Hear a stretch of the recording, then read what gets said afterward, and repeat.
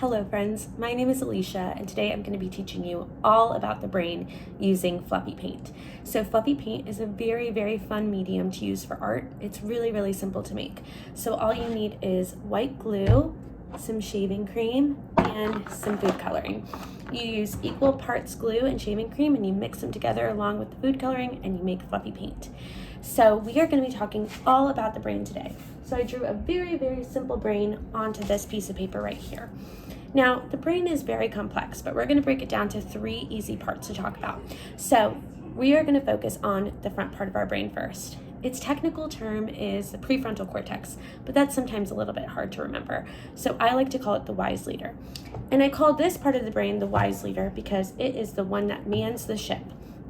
It helps keep our goals in mind, helps us stay calm, helps us understand the consequences of our actions, and helps us make good decisions. It also pulls from other parts of the brain to help us make good decisions. We'll talk about that in a little bit.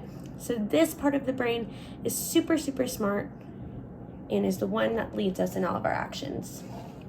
It also is the one in charge of calming us down when big emotions take over. So this part of our brain is actually not fully developed until we are 25 years old, which we will touch on that in a little bit. So there is the wise leader. All right, next we are going to move to the hippocampus. So the hippocampus has all to do with memories. So I like to call it the librarian. You can think of memories as just a little books inside of your head.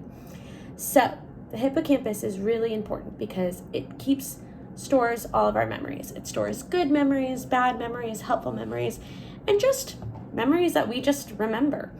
So the wise leader uses the librarian to sometimes help us inform our next decisions. So when we're doing math, maybe we need to remember how to divide. The librarian is super helpful in that. It also can store the good memories. We can think about going to Disney with our family or going on a fun lake trip, and it can make us feel good again. But sometimes thinking about those bad memories can bring up those bad feelings again. So it is important to talk about our bad feelings, but we always can do it with a trusted person. And so those bad memories, if those come up, it's best to talk about them and let them out. So here is our little librarian. Okay. Now, the last part of the brain that we are going to talk about is called the caveman brain.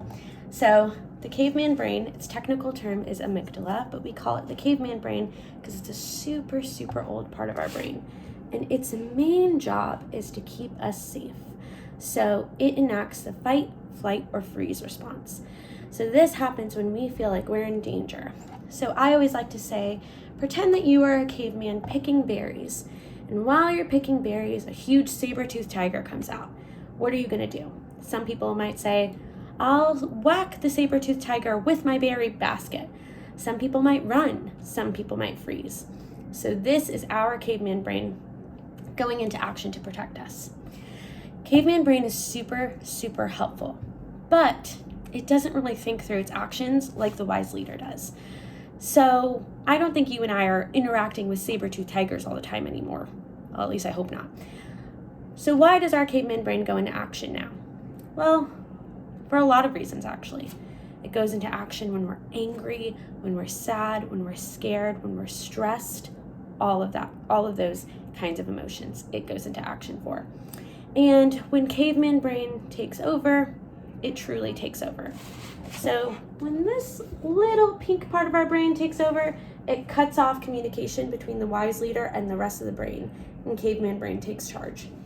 So caveman doesn't think through his actions. So this is sometimes when we're angry, we might say things that we don't mean or do things that we don't mean, and then an hour later when we're calm, we kind of regret what we said or did. Our wise leader is the one in charge of helping calm down our caveman brain. But like I said before, our wise leader is not fully developed until we are 25 years old.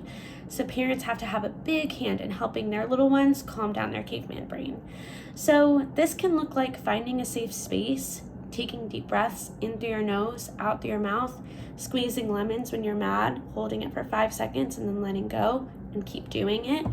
This could be exercising, petting a dog, hugging a friend, going outside and running around, or even singing a song and dancing. anything to kind of get our wise leader back in charge. All right, guys, so that is a little bit about the brain.